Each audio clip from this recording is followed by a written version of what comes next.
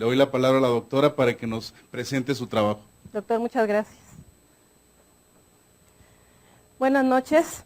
Quiero agradecer al doctor Rivera por su invitación, al doctor Castellanos, a la doctora Vázquez por su asesoría y a todos ustedes por su amable presencia en una noche que está frío y que bueno, quisiéramos estar en otros lugares, ¿no?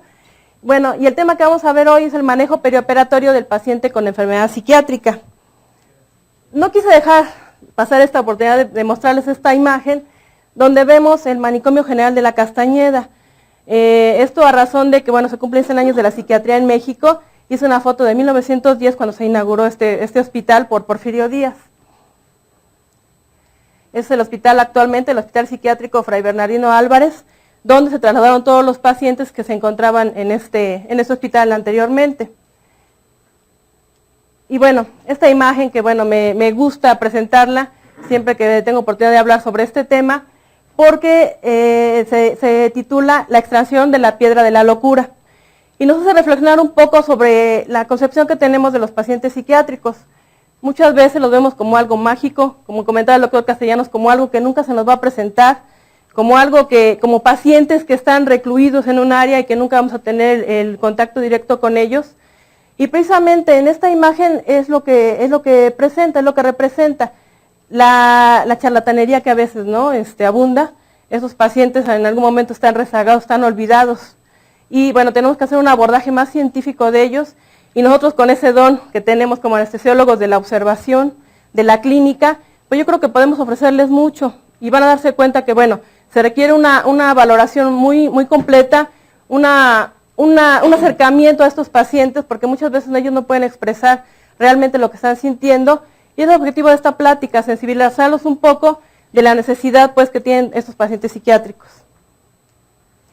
Y bueno, esta definición yo siento que engloba muy bien este concepto que les comento. La enfermedad mental se define como una alteración química, eléctrica u orgánica, multicausal, con alteración de la psiquis y con una importante repercusión sistémica. Vamos a darnos cuenta que nada más el problema no está únicamente en la mente, sino que esos pacientes tienen un deterioro físico importante y que, bueno, va a complicar su manejo perioperatorio. Hablando un poco de epidemiología, las enfermedades mentales se presentan entre el 15 al 18% de la población general. Esto se ha tomado de los programas de acción en salud mental, que bueno, en tiempos recientes se ha hecho también mucho hincapié en darles precisamente este apoyo a este tipo de pacientes. Aquí vemos las estadísticas, la depresión está en primer lugar y bueno, predomina en mujeres, la epilepsia y algunos problemas psicóticos, trastornos limítrofes de la personalidad, trastornos obsesivos, que bueno, si nosotros vemos las primeras cuatro diagnósticos, no representan principalmente lo que sería lo que nosotros conocemos como enfermedad mental. Muchas enfermedades médicas pueden estar asociadas con alguno de estos padecimientos. Luego tenemos trastornos obsesivos, problemas de esquizofrenia, manías, psicosis inespecíficas, trastorno bipolar que también se considera como de los más graves en cuanto a trastornos psiquiátricos y trastornos de ansiedad. Entonces nos damos cuenta que realmente la cantidad de padecimientos psiquiátricos son muchos y en algún momento todos nos hemos enfrentado a alguna situación de estas. A nivel mundial se encuentra dentro de las primeras 10 causas de enfermedad. Eso también es de llamar la atención porque van a darse cuenta que la depresión está como primera causa de enfermedad a nivel mundial. Y eso por las condiciones de vida, la calidad de vida, el trabajo que tenemos, el estrés al que estamos sometidos, nos condiciona a que nuestras defensas a nivel psíquico bajen, ¿sí? Y estemos sometidos a problemas de depresión. Y bueno, dentro de estas 10 causas tenemos también, por ejemplo, el abuso del alcohol, que también está considerado dentro de las enfermedades psiquiátricas, trastorno bipolar, la esquizofrenia, trastorno obsesivo compulsivo. Entonces, dentro de estas 10 primeras causas a nivel mundial, tenemos varias que incluyen padecimientos psiquiátricos. Otra cosa muy importante y que hace un momento les comentaba, es importante considerar la comorbilidad que puede haber de alguna enfermedad con padecimientos psiquiátricos. Por ejemplo, muchas endocrinopatías se asocian con, por ejemplo, hipertiroidismo se asocia mucho con problemas de psicosis, el hipotiroidismo, por ejemplo, desde el nacimiento, ¿no? Con problemas de retraso mental, cardiopatías, los pacientes cardiópatas cursan con muchos problemas de depresión, problemas inmunológicos, por ejemplo, pacientes con SIDA, a veces debutan como pacientes psiquiátricos, su primera manifestación es psiquiátrica, es con un cuadro de psicosis, obviamente pues los problemas neurológicos, todas estas condiciones, bueno, pueden llevar de la mano algún padecimiento psiquiátrico, entonces ninguno de nosotros está exento, aunque no estemos directamente en contacto con estos pacientes, a tener que manejar en un momento un evento anestésico, ¿sí? Otra condición importante y que también está, pues digamos, muy de moda son las fibromialgias, los trastornos por fibromialgia. Esos padecimientos también tienen un componente psíquico importante y el manejo médico, el manejo con medicamentos, es a través también de medicamentos psiquiátricos. Entonces también es una condición muy importante que debemos de considerar. Ahora, revisando literatura, haciendo una revisión para esta presentación, vemos que hay muchos reportes que nos indican que estos pacientes tienen una gran incidencia de complicaciones perioperatorias. Vamos a darnos cuenta que el mayor riesgo que presentan es a nivel cardiovascular, ¿sí? Y entonces tenemos que tener presente que independientemente de que no tengan la patología cardíaca, ellos por su mismo diagnóstico, por su mismo padecimiento, son susceptibles a padecerla. Vemos, por ejemplo, estas complicaciones se asocian principalmente con el diagnóstico, lo que les comentaba. Trastornos físicos, son pacientes que tienen un descuido importante en su cuidado físico, son pacientes desnutridos, son pacientes que en algún momento se han causado alguna autoagresión y que, bueno, modifica sus características físicas. Trastornos de conducta que tenemos que tomar muy en cuenta porque estos pacientes de inicio no siguen indicaciones, tenemos que tener cuidado pues en ser muy precisos en cómo vamos a vigilar que realmente este paciente esté en condiciones de operarse. Interacciones farmacológicas, que bueno, yo creo que es el punto clave pues también en este manejo. Sabemos que los medicamentos psiquiátricos actúan en un gran número de receptores a nivel central y que bueno, en algún momento pudieran modificarnos el curso anestésico y lo que les comentaba hace un momento en cuanto a trastornos físicos, la calidad de vida.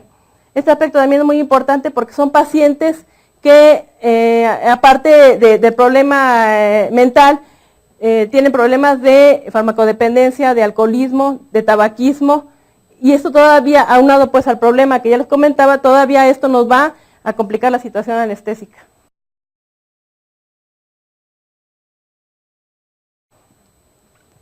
Dentro de los antecedentes tenemos en un artículo de Rushena y colaboradores, donde nos comenta que hay 3 veces más riesgo de morir por complicaciones cardiovasculares en pacientes esquizofrénicos. Y esto no necesariamente en un evento anestésico. Los pacientes esquizofrénicos tienen alto riesgo de tener muerte súbita, independientemente de que los tengamos en un proceso anestésico. En cualquier momento,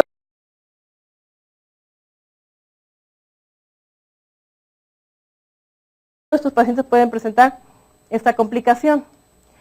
Solachi y colaboradores reportan 79% más riesgo cardiovascular en pacientes con depresión. Más adelante vamos a ver los mecanismos que la depresión involucra pues, en esta situación para que estos pacientes puedan presentar este problema. Musselman establece la relación entre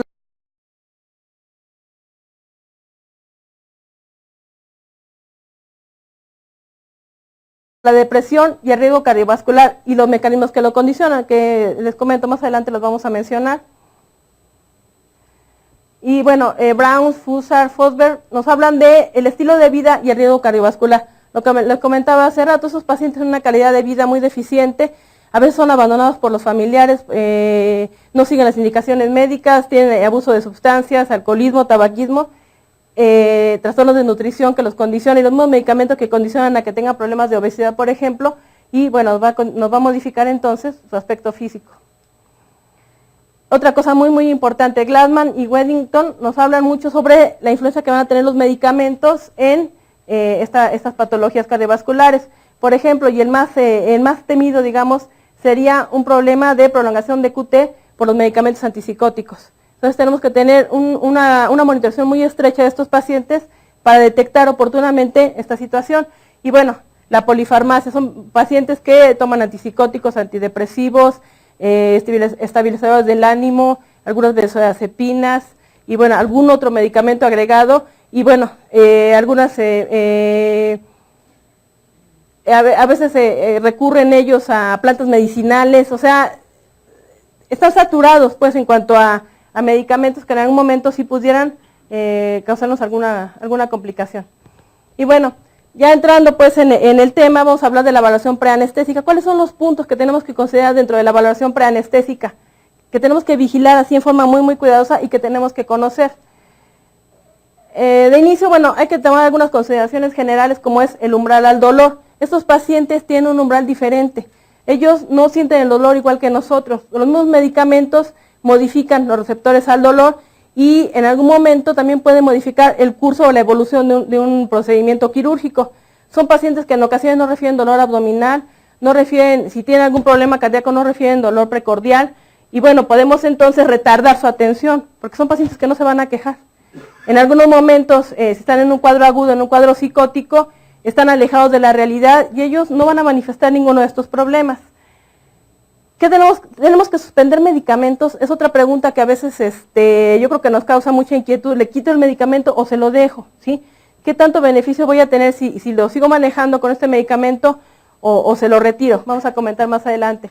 La difícil comunicación. Es difícil a veces que el paciente nos aporte antecedentes, nos diga qué es lo que está sintiendo, cuál es su patología, cuál es el padecimiento actual, no nos va a dar ninguna información. Y a veces no tenemos el acceso directo con los familiares.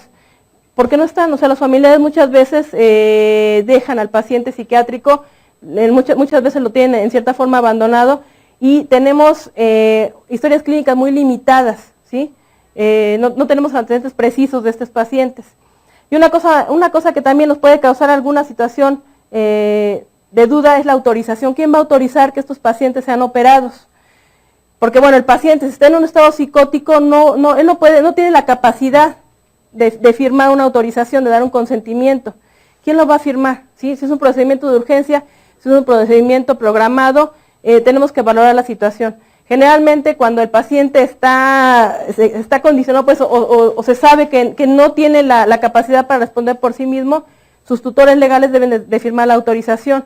Si el paciente, y valorado por un psiquiatra, que bueno, en este caso del manejo de estos pacientes siempre tenemos que tener la interconsulta con el psiquiatra para que nos asesore sobre todo en el examen mental, la autorización a veces puede hacer el mismo paciente, cuando el psiquiatra determina que no está en un proceso psicótico agudo y que tiene la capacidad de por sí solo responder, ¿no? de hacerse responsable pues de su firma y de su autorización.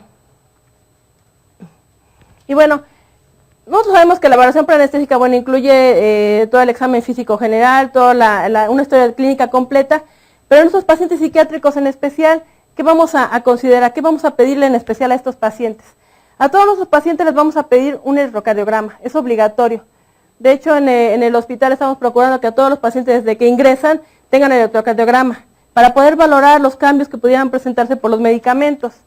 Tenemos que tener obligatoriamente pruebas de función hepática, porque sabemos que muchos de los medicamentos, sobre todo los anticonvulsivantes, van a tener un metabolismo hepático y que en algún momento sí pudiera tener problemas de inflamación, pues de problemas hepáticos. Los niveles de litio en sangre cuando el paciente está tomando litio, porque sabemos que es un medicamento que es de los principales que va a causar interacciones. Sus niveles en cuanto a terapéuticos y tóxicos son muy estrechos, entonces tenemos que tener un buen monitoreo de los niveles de litio. Depuración de creatinina, igual los pacientes con litio tienen tendencia o tienen mayor facilidad a presentar problemas renales y electrolitos séricos.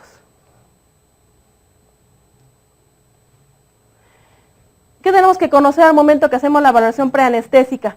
Pues el diagnóstico psiquiátrico. Tenemos que aprender a identificar cuáles son los principales padecimientos y cómo se presentan, o sea, saber si es una esquizofrenia, si es una depresión, si es un trastorno bipolar. Vamos a ver los principales y cuáles son sus características clínicas. Y conocer la medicación psiquiátrica, conocer los principales medicamentos, cuáles son sus efectos secundarios, cuáles son en algún momento conocer algunas dosis. Y bueno, hablando de las enfermedades psiquiátricas, vamos a hablar primero del trastorno por consumo de alcohol y otras sustancias psicotrópicas o sustancias tóxicas que podrían estar, donde podría estar incluida, por ejemplo, la cocaína, la marihuana. Los principales trastornos se van a presentar a nivel de corazón, músculo, tracto digestivo hígado, sistema nervioso periférico, va a haber alteraciones en la coagulación y puede presentar el paciente, dependiendo del momento de que llegue, si es una intoxicación aguda o si es crónica, problemas de crisis convulsivas. Estos pacientes son muy susceptibles a llegar con algún proceso infeccioso, algún proceso neumónico, a lo mejor por una probable broncoaspiración, alteraciones del gusto y la deglución, desnutrición severa, deshidratación severa, agitación psicomotriz. En un paciente con agitación psicomotriz va a ser muy difícil que nosotros podamos en algún momento interactuar con él. Tenemos en algún momento que premedicarlo antes de poder abordarlo. Gerostomías y alteraciones neurovegetativas. La esquizofrenia es de los principales padecimientos, es el más conocido, digamos, de los padecimientos psiquiátricos. Estos pacientes se van a presentar con ideas delirantes, o sea, son pacientes que van a tener alucinaciones, van a tener alucinaciones visuales, auditivas, van a tener aplanamiento afectivo. Son pacientes que difícilmente nos van a transmitir alguna información, difícilmente nos van a transmitir lo que están sintiendo, difícilmente nos van a decir si tienen dolor. Esa situación hay que tener un poco de cuidado porque son pacientes que tienen auto y heteroagresividad y el abordarlos en algún momento puede condicionarnos hasta alguna lesión a nosotros, ¿no? Entonces tenemos que tener cuidado si realmente podemos acercarnos a ellos o si en algún momento el paciente puede autolesionarse. Son pacientes que van a estar aislados, van a tener negativismo a los alimentos y una cosa muy importante, son pacientes que sus mecanismos de defensa están disminuidos, van a tener alteraciones en mecanismos inmunológicos.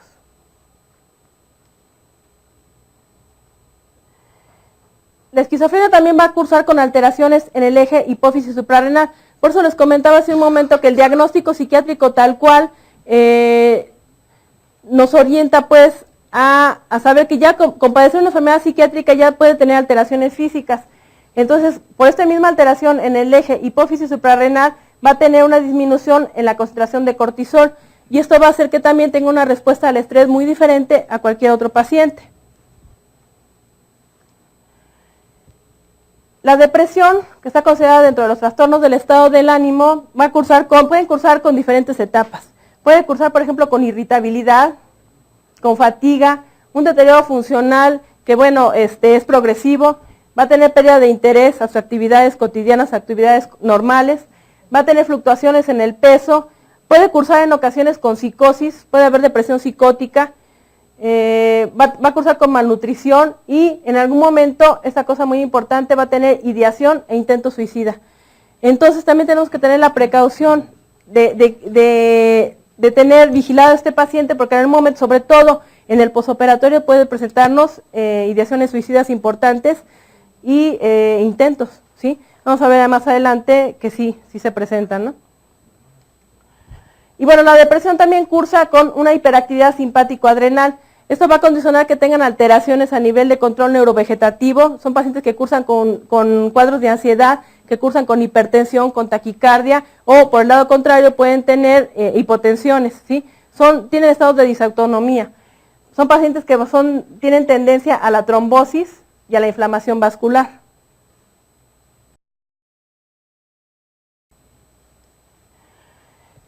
Otro padecimiento que está considerado dentro de los trastornos del estado de ánimo es el trastorno bipolar. El trastorno bipolar es el que cursa con estados de manía y estados de depresión. Cuando un paciente está en el episodio maníaco, tiene pérdida del sueño, tiene ansiedad, tiene aumento del consumo de alcohol y de algunas drogas, tiene agitación psicomotriz y cursa con cuadros de psicosis, ¿sí? Entonces son pacientes que tienen ideas megalómanas, son pacientes que en algún momento va a ser muy difícil el control de lo mismo porque no van a permitir el acercamiento, son pacientes que van a estar muy disruptivos en algún momento, son pacientes que van a tener estados de hipermanía y en algún momento pueden cursar también con episodios depresivos, viendo el lado opuesto del trastorno bipolar. Y el episodio depresivo, bueno, es muy parecido a lo que nosotros consideramos o lo que habíamos comentado en la depresión.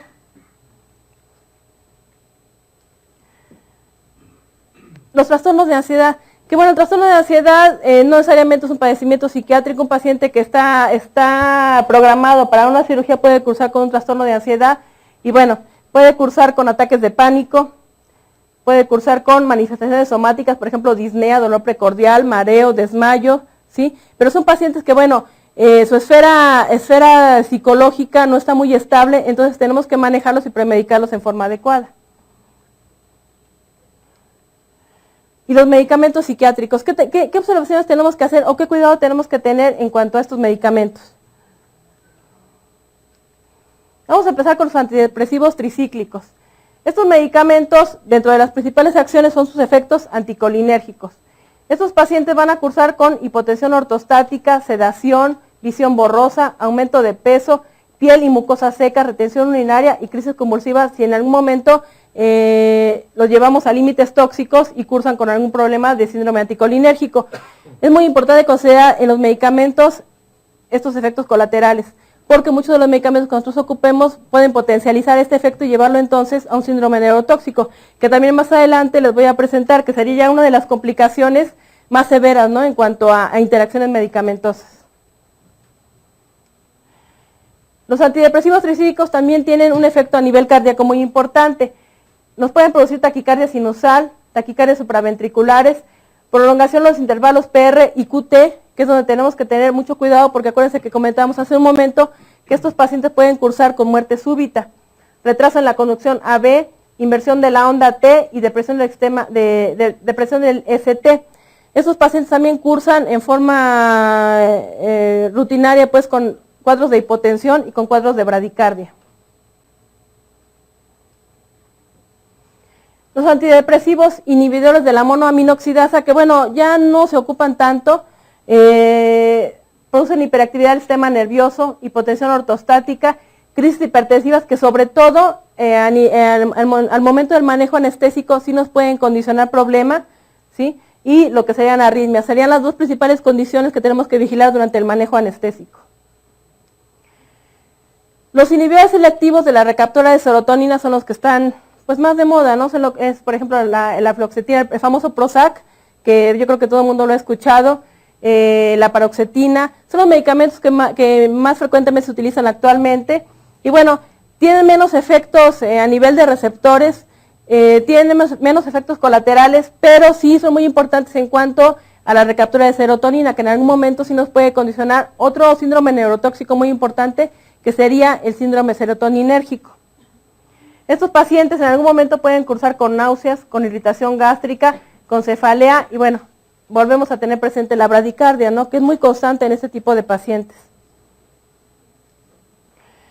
Aquí en este cuadro, bueno, está resumido algunos de los medicamentos, sus efectos secundarios y cómo están asociados con algunos de los antidepresivos, que bueno, ya les había comentado. Entonces tenemos, por ejemplo, la hipotensión ortostática, se asocia mucho a antidepresivos tricíclicos, a los IMAO, el retraso en la conducción cardíaca, lo mismo, se asocia mucho a antidepresivos tricíclicos, a inhibidores selectivos de la recaptura de serotonina, a los IMAO, ¿sí? Sobre todo crisis hipertensivas, los IMAO, es muy importante considerar porque, bueno, en algún momento no debemos administrar durante el manejo anestésico algunos agentes simpático-miméticos. Incremento del colesterol, por ejemplo, la mirtazapina, anticolinérgicos, todos los efectos que ya hemos visto hace un momento, causados sobre todo por antidepresivos tricíclicos. La sedación, que la mayoría de los medicamentos van a causar este efecto por bloqueos de receptores histaminérgicos. Náusea, vómito, insomnio, ¿sí? Dependiendo, pues, por ejemplo, náusea, vómito que ya hemos comentado, los inhibidores selectivos de la recaptura de serotonina, insomnio también asociado a este tipo de medicamentos. Otro tipo de medicamentos que se ocupan frecuentemente son los antipsicóticos. Estos medicamentos tienen efecto a nivel son antagonistas dopaminérgicos, entonces todos los efectos colaterales que van a producir es por acción a nivel de estos receptores. Van a producir importantes efectos extrapiramidales, dentro de ellos la distonía aguda, ¿sí? Son pacientes que en algún momento van a presentar un cuadro como este. Es un paciente que tiene una torsión importante, ¿sí? Si usted no se aprecia muy bien porque está acostado, pero tiene una torsión muy importante, tiene una rigidez muy importante, vemos una rigidez importante en el cuello, es un paciente que no controla sus movimientos y que, bueno, es un efecto colateral del medicamento y muchas veces no tanto depende de la dosis, sino depende mucho de la susceptibilidad que tenga el paciente a presentarlo. Los efectos parkinsonianos, que son, por ejemplo, la rigidez, el temblor, la caticia y la cialorrea, que para el manejo anestésico sí nos puede condicionar algún problema. Por ejemplo, la rigidez. Son pacientes que tienen muy limitada la apertura oral, son pacientes que al momento que nosotros queremos valorar vía aérea, nos va a costar mucho trabajo porque no abren la boca. O sea, no pueden por el mismo medicamento.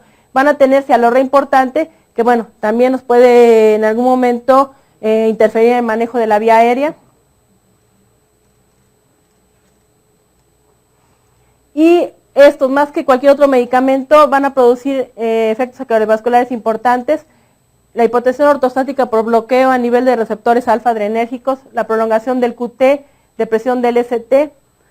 Hay una importante disminución del umbral convulsivo, entonces estos pacientes, aunque no sean convulsionadores, en algún momento, si nosotros suspendemos el medicamento o por el mismo medicamento pueden presentar crisis convulsivas y síndrome neuroléptico maligno, que se asocia mucho también a los síndromes neurotóxicos y que, bueno, es muy parecido a la hipertermia maligna, ¿sí?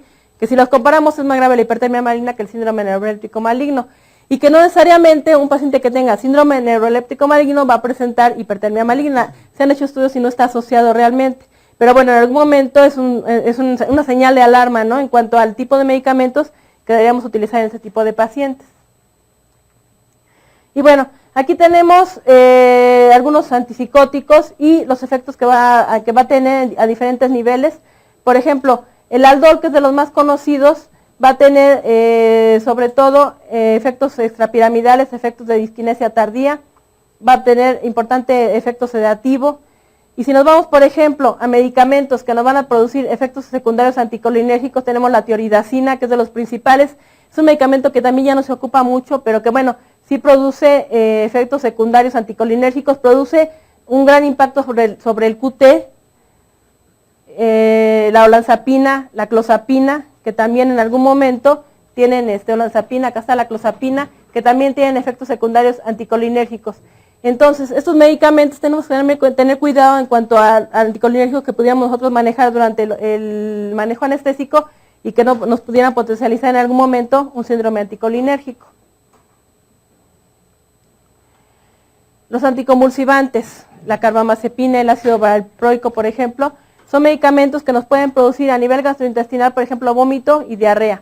A nivel cardiovascular, retardo en la conducción cardíaca. Son pacientes que en algún momento sí nos van a presentar también cuadros muy importantes de bradicardia y que además no tienen una muy buena respuesta a la atropina. Efectos hematológicos con disminución de plaquetas, pueden condicionarnos en algún momento anemia aplásica. Efectos hepáticos, que bueno, aquí lo más importante de estos medicamentos es la inducción enzimática. Son pacientes que sabemos que van a requerir mayor dosis del anestésico que nosotros vayamos a utilizar. Y a nivel renal, nos van a producir disminución del sodio plasmático. El litio es un medicamento, yo creo, de los más potencialmente tóxicos, o sea, de los que más tenemos que tener cuidado y que en algún momento sí tenemos que considerar suspensión al momento del manejo anestésico. Este medicamento tiene efectos renales importantes, puede producir lesiones tubulares, disminución del aclaramiento de creatinina, diabetes insípida y puede producir disfunción del nodo sinusal. Y en algún momento estos pacientes pueden cursar con hipotiroidismo. Dentro de los efectos cardíacos presentan o puede simular en algún momento un proceso isquémico por aplanamiento, inversión de la onda T, la enfermedad del seno que hace rato les comentaba, el bloqueo AB y síncopes. A nivel gastrointestinal, irritación gástrica y diarrea. Generalmente cuando un paciente empieza con problemas de toxicidad por litio, la primera manifestación es dolor abdominal y diarrea, ¿sí? Y es muy importante en cualquier paciente con litio, en el momento en que presente alguno de estos efectos, revisar inmediatamente qué fue el medicamento que condicionó esa situación que llevó a la toxicidad de este paciente. Ahorita vamos a ver cuáles son algunos de los medicamentos. Y bueno, los ansiolíticos, que bueno, no creo que tengamos nosotros tanto problema en el manejo de esto porque incluye las benzodiazepinas y sabemos que dentro de los efectos principales que puede causar pues es la sedación, ¿no? Y que bueno, en algún momento nosotros manejamos esa situación, lo utilizamos como medicación preanestésica y que bueno, nada más habría que considerar si nosotros en algún momento aumentamos dosis durante el manejo, durante la premedicación o dejamos el mismo medicamento que el paciente pudiera estar tomando. El alcohol lo incluí dentro de estos medicamentos, no como medicamentos, sino como si el paciente en algún momento pudiera presentarse con efectos agudos de alcohol. Los efectos neurológicos que puede producir son sedación, alteración del sueño, crisis convulsivas y hemorragias cerebrales. Y a nivel de efectos cardiovasculares es un cardiopresor importante, depende mucho de la dosis, ¿no? Puede producir arritmias y en algún momento puede producir infartos. Puede tener efectos respiratorios importantes con depresión respiratoria, y esto muy importante, el riesgo de broncoaspiración, efectos metabólicos, puede llegar el paciente o cursar el paciente con acidosis metabólica, disminución de la colinesterasa plasmática, disminución de los niveles de calcio, magnesio y potasio, y son pacientes que van a estar desnutridos, van a tener hipovitaminosis. La cocaína nos va a producir en algún momento, también dependiendo pues del momento en que nosotros tomemos al paciente, el momento en el que atendamos a este paciente, nos puede producir agitación psicomotriz, alucinaciones, depresión respiratoria, midriasis, espasmos musculares, náusea y vómito, y sobre todo, lo más temido podrían ser complicaciones cardíacas y complicaciones respiratorias. Son pacientes que en algún momento pueden cursar con infartos o con problemas de edema pulmonar. Ahora, ya una vez que tenemos identificado el diagnóstico y tenemos identificado el tipo de medicamento que está tomando nuestro paciente, ¿qué vamos a hacer? En algunos momentos se ha considerado la suspensión de los tratamientos, ¿sí? la suspensión del medicamento, pero ahora ya no se considera tan importante el suspenderlo. Nosotros tenemos que tener presentes todas las complicaciones o todos los efectos secundarios que pudieran presentarse para entonces hacer una monitorización más cercana o más precisa de alguno de estos efectos.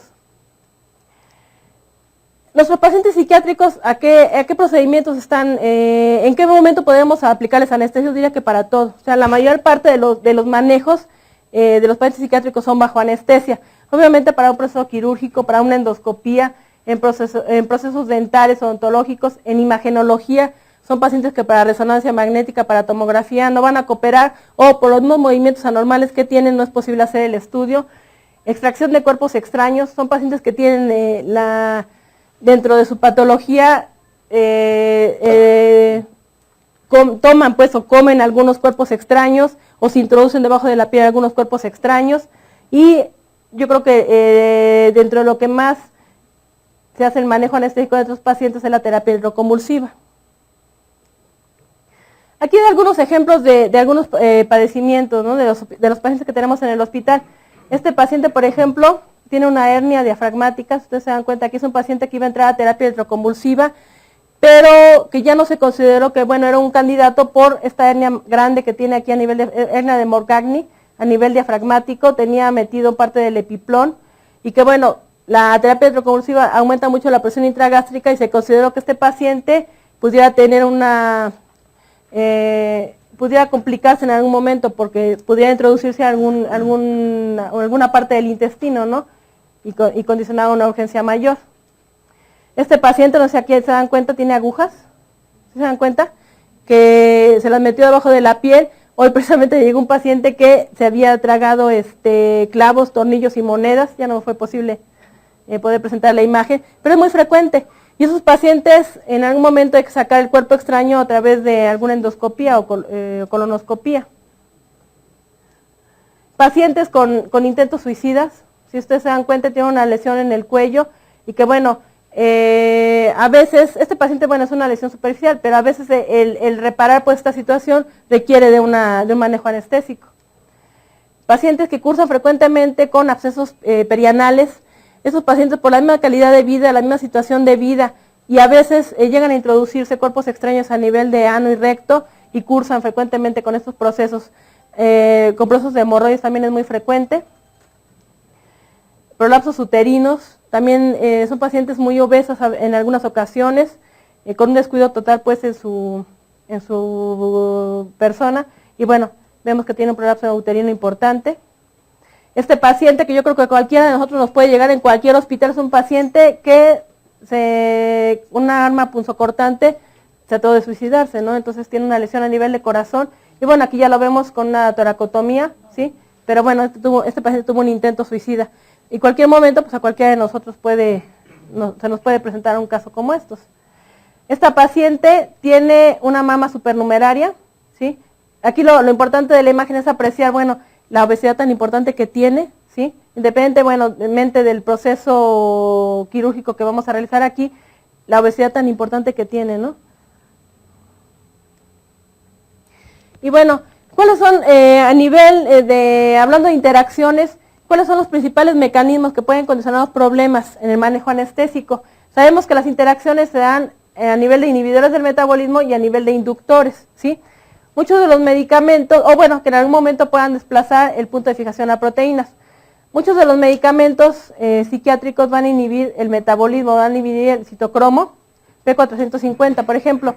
De entre los que tenemos aquí los inhibidores de la IMAO, el metilfenidato, el ácido valproico, las fenotiacinas.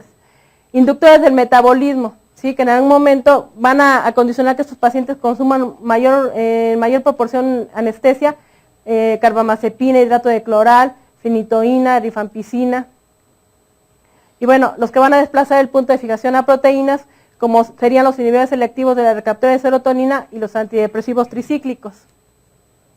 Y bueno, aquí un poco ya más específico, hablando de citocromo P450, tenemos por ejemplo la cafeína, ¿sí?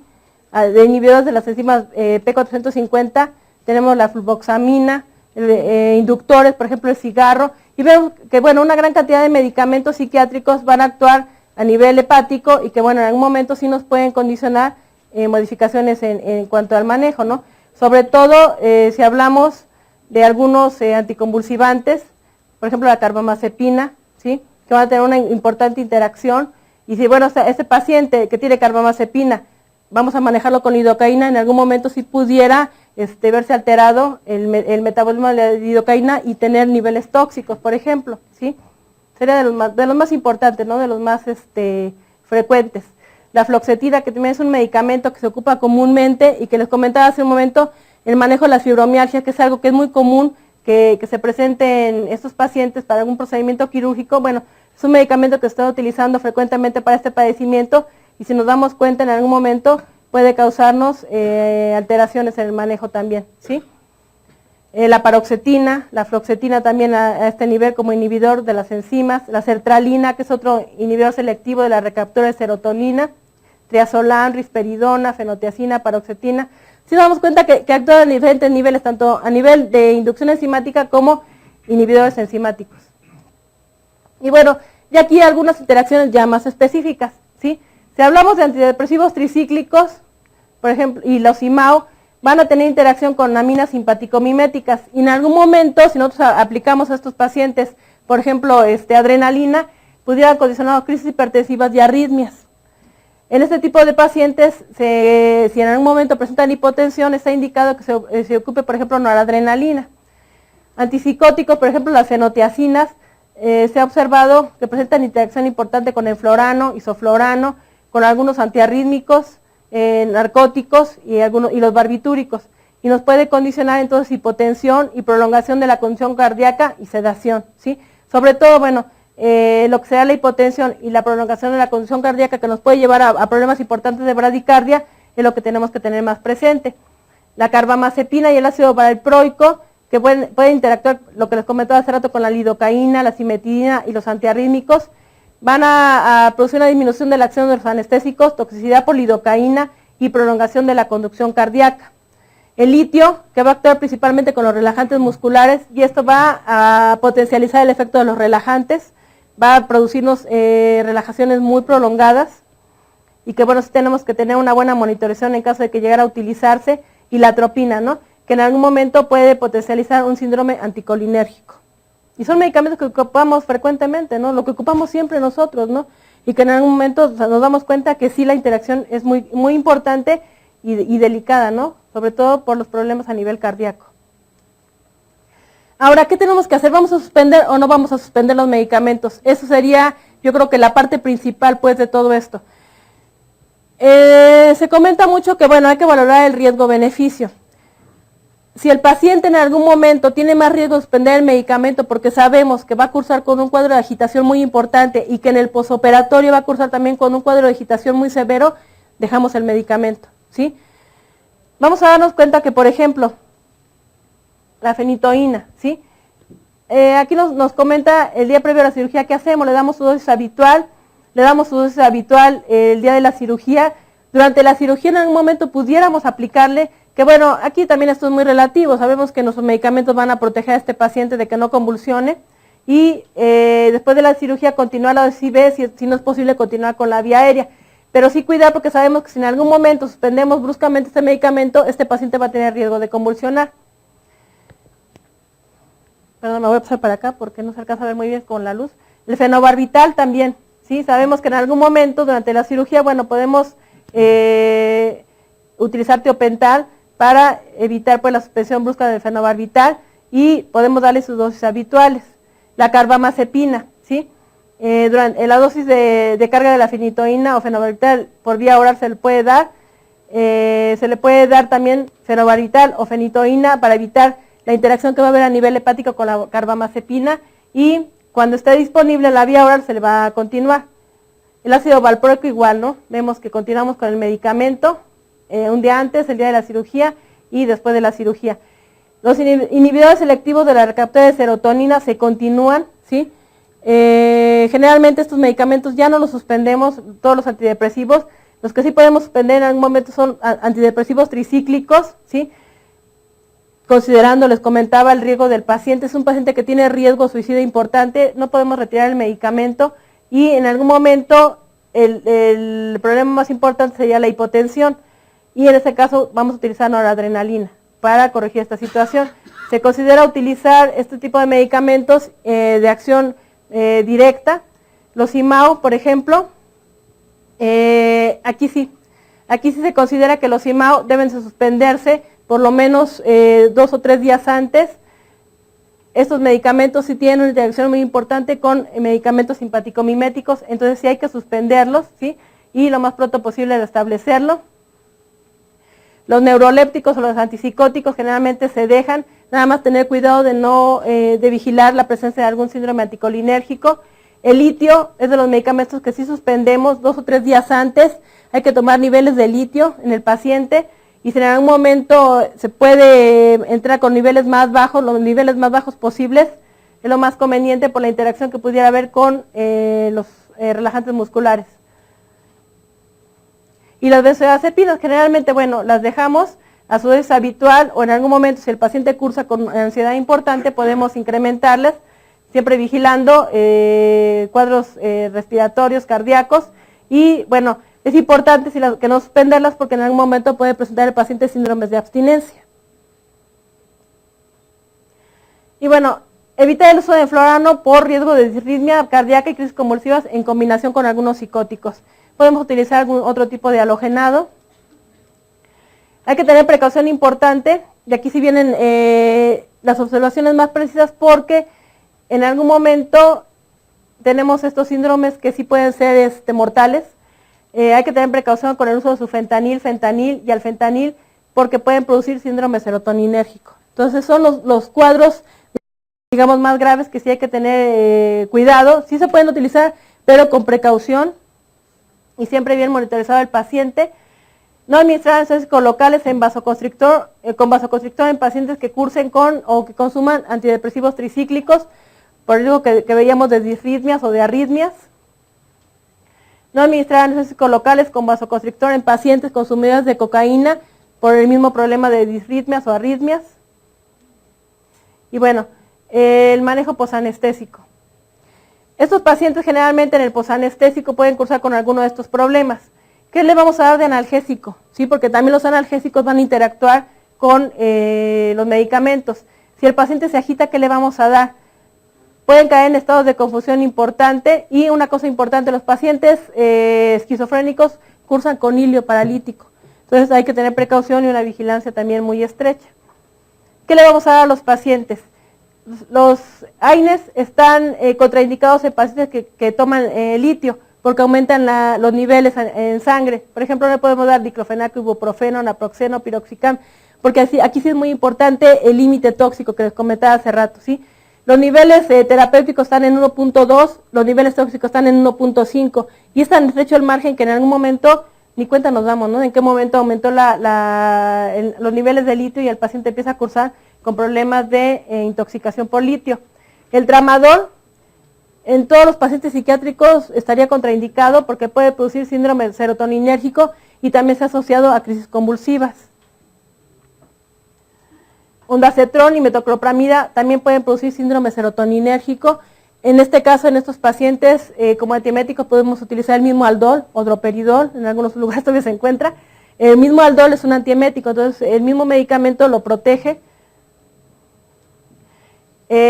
Por ejemplo, el ácido acetilsalicílico y el paracetamol serían los medicamentos indicados para la analgesia posoperatoria porque no van a afectar los niveles de litio.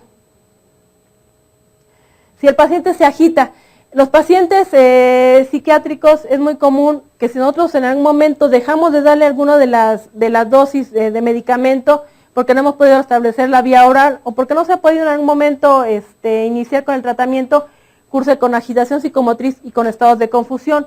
Vamos a dar como medicamento el haloperidol a una dosis de 5 miligramos IM cada 30 a 45 minutos hasta lograr el efecto deseado, ¿sí? O en algún momento pudiéramos darle suclopentixol 100 miligramos IM. Son los medicamentos que con mayor frecuencia se utilizan para los estados de agitación psicomotriz o en algún momento alguna benzodiazepina. ¿Qué pasa cuando se nos presenta alguno de estos síndromes? Hay que identificarlo. O sea, aquí lo importante es que nosotros en algún momento pudiéramos confundirlos con hipertermia maligna. Son muy parecidos, son cuadros que se presentan en forma muy semejante. Todos cursan con síndromes neurotóxicos, todos cursan con fiebre, todos cursan con rigidez y en algún momento tenemos que hacer el diagnóstico diferencial. La mayoría de estos síndromes pues, se consideran de alto riesgo, muchos mortales y el manejo generalmente lo hacemos en una terapia intensiva. Aquí tenemos resumidos los principales síndromes neurotóxicos, por ejemplo el síndrome serotoninérgico, que ya sabemos que puede estar causado por los fármacos inhibidores selectivos de la recaptura de serotonina, y si esto le agregamos, por ejemplo, tramadol o le agregamos algunos de los antieméticos, en algún momento pudiera presentarse. Tiempo de aparición más o menos en 12 horas y estas son las características. Son pacientes que cursan con hipertensión, taquicardia, taquipnea y la hipertermia. Aquí la diferencia sería en cuanto al nivel, ¿no?, de hipertermia. Si ustedes se dan cuenta de la hipertermia maligna, pues sabemos que cursa con niveles mucho más altos, ¿no? 46 grados, 50 grados, ¿no? Estos pacientes cursan con hipertermia también maligna, pero que en algún momento es mucho menor que la hipertermia causada por alguno de los anestésicos, ¿sí? Y bueno, las características clínicas, ¿no? Nidriasis, diaforesis, motilidad intestinal aumentada, el tono muscular muy aumentado con rigidez importante, hiperreflexia, agitación y en algunos casos estado de coma. Y todos los síndromes neurotóxicos pues son muy parecidos, ¿no? Síndrome neuroléptico maligno, más adelante les voy a presentar el otro, el síndrome anticolinérgico, que bueno, yo creo que esto podría ser lo más frecuente por los medicamentos que utilizamos. Y fíjense, los medicamentos asociados, antidepresivos, antipsicóticos, atropina, que es algo que nosotros ocupamos rutinariamente, sevoflurano, fentanil, buprenorfina, ¿no? Cualquiera de estos asociado a algún antidepresivo o algún antipsicótico pudiera condicionarnos un síndrome anticolinérgico, ¿sí? Y bueno, el cuadro clínico es muy parecido, ¿no?, a los que ya les comentaba anteriormente, ¿no? Cursa con fiebre, taquicardia, retención urinaria, convulsiones, midriasis y en algunos casos estados de coma. Y bueno, yo quisiera hablarles un poco de la terapia electroconvulsiva porque es un procedimiento muy rutinario pues en cuanto al manejo anestésico en mi hospital. Y bueno, aquí sobre todo resaltar la importancia del manejo anestésico, ¿sí? Porque es importante que estos pacientes esté presente un anestesiólogo, ¿sí? ¿Cuáles son los objetivos de este manejo? Atenuar los efectos fisiológicos de la TEC. Ahorita les voy a mostrar cómo estos pacientes cursan con hipertensión y taquicardia, a veces en forma impresionante, ¿sí? Y que nuestro manejo anestésico en algún momento va a disminuir esa presencia, ¿no?, tan severa. Va a producir en algún momento estabilidad hemodinámica y va a tener una cosa muy importante, tenemos que tener una mínima interferencia con el manejo, ¿sí? Nosotros sabemos que, bueno, los mismos medicamentos anestésicos, en algún momento el tiopental, por ejemplo, el propofol, en algún momento pudieran modificar el umbral convulsivo. Entonces tenemos que buscar la dosis adecuada, la ideal, para no interferir con el tratamiento, porque si no, entonces no le funciona al paciente. Entonces hay que trabajar un poquito, ¿no?, con esa situación de las dosis. Otro de los objetivos del manejo es poder ofrecerle al paciente durante la crisis convulsiva una adecuada ventilación y oxigenación. Son pacientes que si no les ponemos anestesia van a cursar con hipoxia. y esto en algún momento, en lugar de beneficiar el tratamiento convulsivo, va a perjudicar al paciente porque va a cruzar con cuadros de confusión más severa. Lo podemos monitorizar adecuadamente, ¿sí? Lo podemos monitorizar y vamos a ver que hay una pronta recuperación.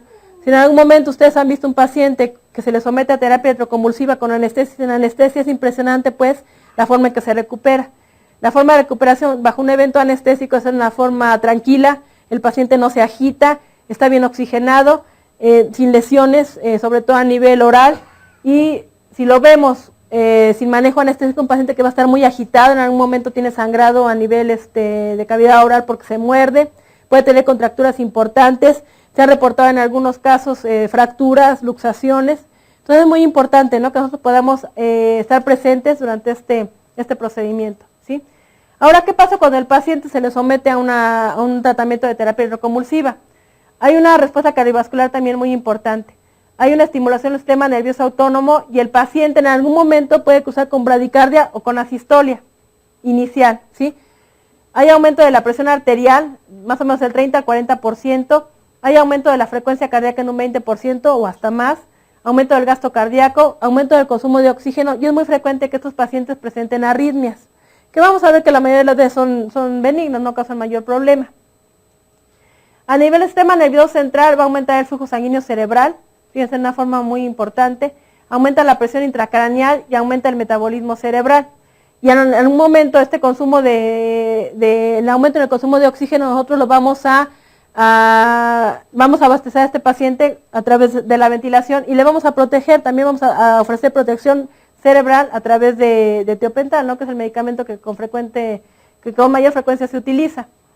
Tenemos también otra respuesta importante que es aumento de la presión intragástrica, aumento de la presión intraocular y salivación importante, que también en estos pacientes todos entran premedicados con atropina para evitar precisamente este efecto, ¿no?, de la salivación, que en algún momento si la atropina no funcionaba adecuadamente, sí nos produce problemas de broncoespasmo muy importantes. La salivación es una situación que sí nos complica en forma severa. ¿Por qué esta respuesta hemodinámica en los pacientes con terapia electroconvulsiva es tan importante? Porque es consecuencia de la estimulación del sistema nervioso autónomo. De inicio hay actividad parasimpática, o sea, los pacientes de inicio pueden cursar hasta con asistolia, ¿no?, que inmediatamente se recupera por una segunda acción, que sería la respuesta simpática. Ese es el equipo de terapia electroconvulsiva. Yo creo que no sé si algunos ya lo habían visto, ¿sí? En este equipo podemos monitorizar tanto, no se alcanza a ver muy bien, pero se monitoriza tanto la frecuencia a través de un electrocardiograma, se puede monitorizar, y también se monitoriza un electroencefalograma, o sea, se coloca al paciente electrodos para ver el electroencefalograma.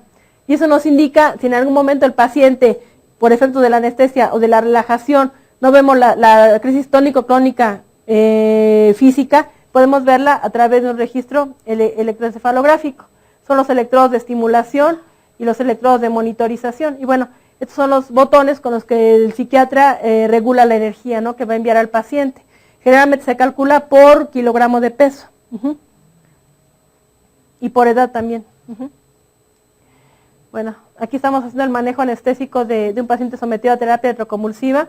Si se dan cuenta, bueno, está con una monitorización completa, con oximetría, electrocardiograma, tenemos el aporte de oxígeno, tenemos todo lo a la mano, lo necesario para, en caso de alguna complicación, la asistencia. Se le coloca a todos los pacientes, independientemente de que estén anestesiados, se les coloca un protector dental, porque el estímulo es tan cercano a los maceteros que en algún momento, si hay contractura del macetero, los electrodos de estimulación se colocan a este nivel, no se alcanzan a ver, aquí están, se colocan a este nivel, y como es tan cercana la estimulación, aunque estén relajados, el paciente tiene contractura muscular, y en algún momento sí aprieta, ¿sí? Entonces hay que colocarle un protector.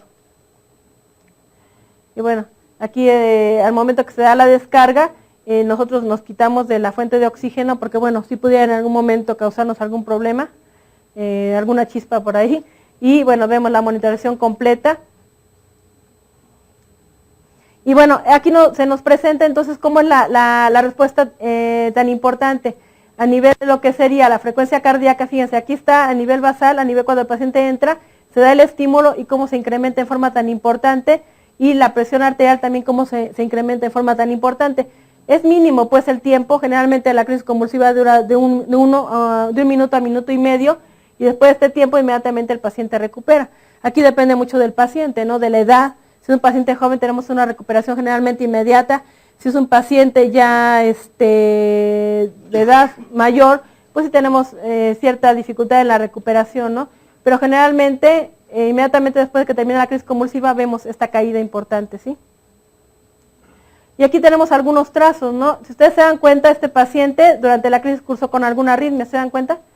Con un problema de bigeminismo, que bueno, no causa mayor situación porque inmediatamente termina la crisis convulsiva y el paciente se recupera. Aquí tenemos también, este es el registro electroencefalográfico, el registro electrocardiográfico, y por aquí tenemos aislada, una registro aislada, ¿no? Generalmente son el tipo de arritmias que se presentan sin ninguna repercusión hemodinámica, termina la crisis convulsiva y el paciente se recupera. Y aquí tenemos lo que les comentaba, de inicio pueden cursar con algunos periodos de, pues en algunos momentos hasta de asistolia. Se llegan a presentar eventos hasta de 5 segundos en el que el paciente tiene línea isoeléctrica, pero inmediatamente viene la respuesta simpática y inmediatamente empieza el aumento de la frecuencia cardíaca, que puede llegar hasta niveles de 150 a 160 durante la crisis convulsiva y posteriormente recupera, ¿no? Y bueno, ¿cuáles son los principales incidentes que se presentan durante una terapia convulsiva? Pues ya les comentaba, arritmias, hipertensión arterial de difícil recuperación. Muchos pacientes tienen prolongación del QT, que sería una contraindicación absoluta para que estos pacientes reciban terapia electroconvulsiva. Pueden presentar asistolia, isquemia y en algunos momentos cursan con bradicardia post-TEC, ¿sí? Son pacientes que si es persistente esta bradicardia, tenemos que valorar si es conveniente que continúe con el tratamiento. Porque otra cosa que se observa mucho en los pacientes, ya les había comentado hace un momento, tienen poca respuesta a la atropina. O sea, uno les aplica la atropina y realmente no hay un incremento en la frecuencia cardíaca.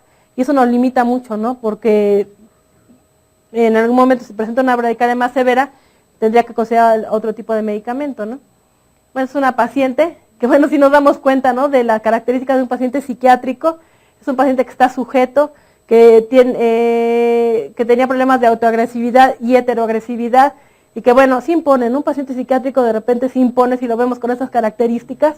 Si lo vemos hoy, este paciente estuvo en tratamiento con terapia electroconvulsiva, es otra persona, ¿no? O sea, pero se dan cuenta, ¿no?, de la actitud, de la resistencia que tiene muchas veces a que uno se acerque a ellos, ¿sí? De la limitación que tenemos en obtener algún tipo de información, y que bueno, sí está agresiva, ¿no? Se dan cuenta, ¿no? Sí. Vio que iba a tomar la foto y como que sí no le pareció, ¿no? Y bueno, quisiera presentarles una parte pues del trabajo que hice en el diplomado o que estoy realizando en el diplomado de investigación.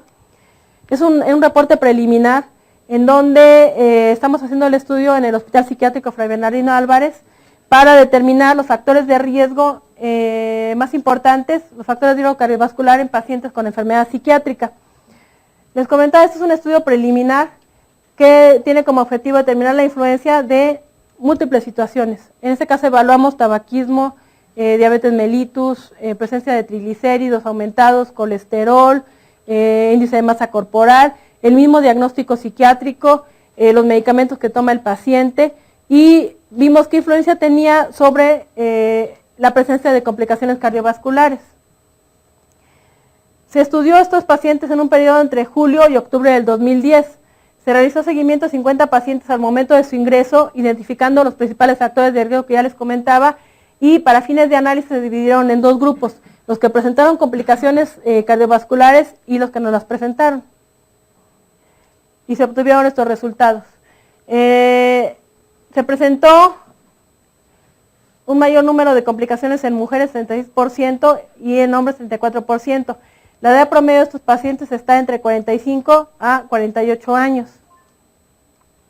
Aquí vemos entonces el porcentaje de pacientes de mujeres que presentan este tipo de complicaciones en relación a los pacientes del sexo masculino.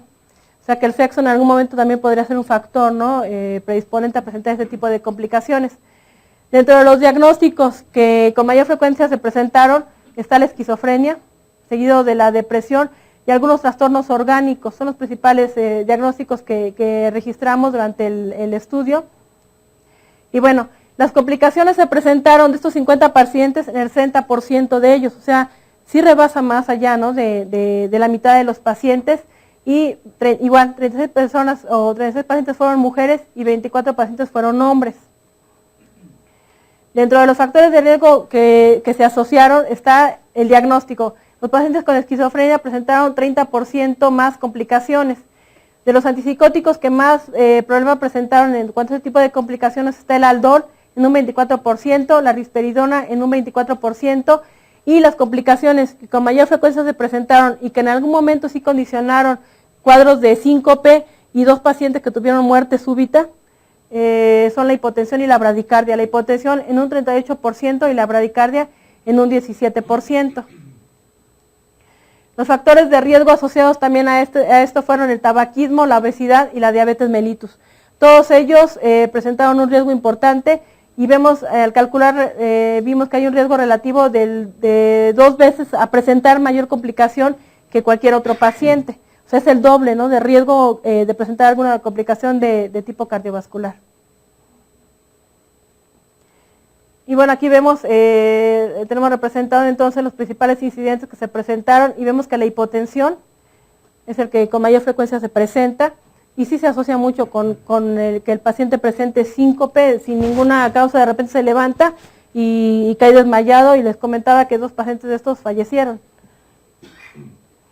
Y bueno, como conclusión de este estudio y como conclusión, bueno, de esta presentación, vemos entonces que los pacientes con enfermedades psiquiátricas son un grupo de alto riesgo, que tenemos que en algún momento conocer el diagnóstico, conocer los medicamentos que está tomando, identificar los efectos secundarios que pudieran presentarse por estos medicamentos, identificar los datos tóxicos, por ejemplo los síndromes neurotóxicos, que sí son en algún momento mortales. No suspender los medicamentos, hay que valorar el riesgo-beneficio. Si es necesario continuarlos, se continúan con una monitorización muy estrecha, pero siempre teniendo presente cuáles son las principales complicaciones, que ya vimos que son a nivel principalmente cardiovascular y respiratorio. Y bueno, son pacientes que tenemos que vigilar durante el pre, trans y en el posoperatorio. Y bueno, con esto termino, les agradezco mucho su atención. Un aplauso.